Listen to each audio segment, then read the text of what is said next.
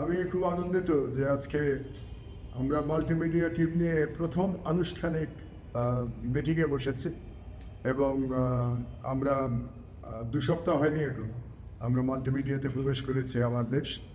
তো এর মধ্যে আমরা যথেষ্ট ভালোবাসা পাচ্ছি জনগণের এবং তার সাথে প্রচুর কমেন্ট পাচ্ছি, এগুলো আমরা পড়ছি।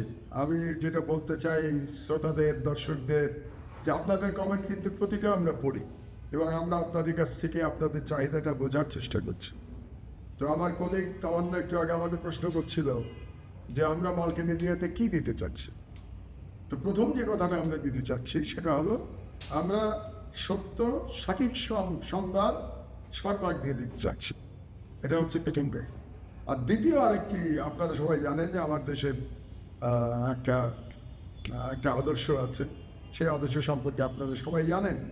তো আমরা বেসিক্যালি যেটা চাইব যে আমাদের বাঙালি মুসলমান এবং বাংলাদেশের জনগণের যে ঐতিহ্য, যে সংস্কৃতি, এটা আমরা তুলে ধরার চেষ্টা করি। আমাদের যে আমরা সবার কথা বলবো, সবার দুঃখ বেদনার কাহিনী আমরা বলবো, কিন্তু আমরা যেটা লোগোতে বলি আমার দেশের, যে আমার দেশ স্বাধীনতার কথা বলি, এই স্বাধীনতার কথা আমরা যখন বলতে যাবো মাল্টিমিডিয়াতেও আমরা স্বাধীনতার কথা বলবো। মাল্টিমিডিয়াতে আমরা জনগণের অধিকারের কথা বলবো।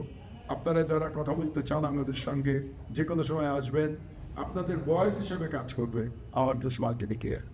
আর রাষ্ট্রের স্বাধীনতার কথা বলতে আমরা রাষ্ট্রের স্বাধীনতার জন্য আমরা লড়াই করি।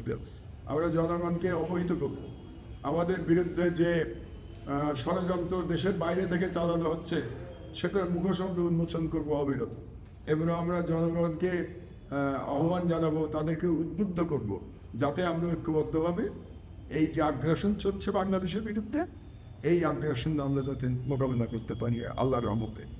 আর সবচেয়ে বড় কথা আবারও বলি, আমাদের দেশের জনগোষ্ঠী 90% মুসলমান এবং আমরা আমাদের একটা বাঙালি মুসলমানের ঐতিহ্য আছে, বাঙালি মুসলমানের একটা কালচার আছে।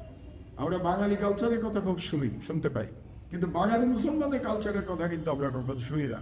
অথচ বাঙালি মুসলমানের একটা সম্পূর্ণ নিজস্ব একটা কালচার আছে, বাঙালি মুসলমানের একটা ভাষা আছে।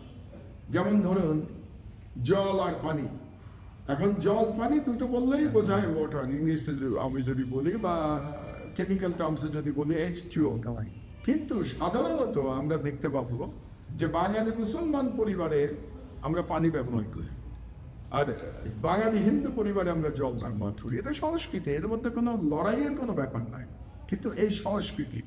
আর দুঃখ লাগে অনেকেই দেখি এই সংস্কৃতি আজকাল ভুলে যাওয়ার চেষ্টা করছে। যেমন আজকাল আমি সব জায়গায় জল বেশি দেখতে পাই, পানি দেখতে পাই না লেখা, এমনকি পত্রিকাতেও আমরা পানি খুব কম দেখতে পাই। কিন্তু আপনার বাড়িতে আপনি যখন আপনার মায়ের কাছে পানি খেতে চান তখন আপনি কি বলেন? বাঙালি মুসলমানের বাড়িতে কি বলে যে মা আমাকে 1 গ্লাস পানি দাও, মা আমাকে 1 গ্লাস জল দাও, কিন্তু বাঙালি মুসলমানের বাড়িতে আমি অন্তত শুনে দেয়। কাজে এই যে বাংলাদেশের জনগণের যে মেজরিটি জনগণের যে একটা ঐতিহ্য, যে একটা কালচার, সংস্কৃতি, এটা আমরা তুলে ধরবো। এই সংস্কৃতির মানে কিন্তু বিভাজন না, এই সংস্কৃতি মানে ইনক্লুসিভ, কিন্তু যার যার আলাদা সংস্কৃতি আছে, এই বিষয়টা আমরা তুলে ধরার চেষ্টা করব। আর সর্বশেষ যে কথাটা আমরা বলতে চাই সেটা হলো যে আমরা এটাকে বিনোদনের একটা মাধ্যম করবো, এটা আপনাদের মনে রাখতে হবে। যদিও আমরা জানি ইউটিউব অনেক অর্থেই বা মাল্টিমিডিয়া অনেক অর্থেই বিনোদনের একটা প্ল্যাটফর্ম, কিন্তু আমরা এটাকে সিরিয়াস প্ল্যাটফর্ম করবো। আমরা এদিক দিয়ে একেবারে আলাদা থাকবো। এটা সিরিয়াস প্ল্যাটফর্ম, এখানে সিরিয়াস বিষয় নিয়ে আলোচনা হবে এবং এখানে সবসময় আমরা যেটাকে বলে সত্য কথা বলার চেষ্টা করব। আর বিষয়টাকে কখনো আমরা চটকদার করবার চেষ্টা করবো না ভিউয়ের জন্য।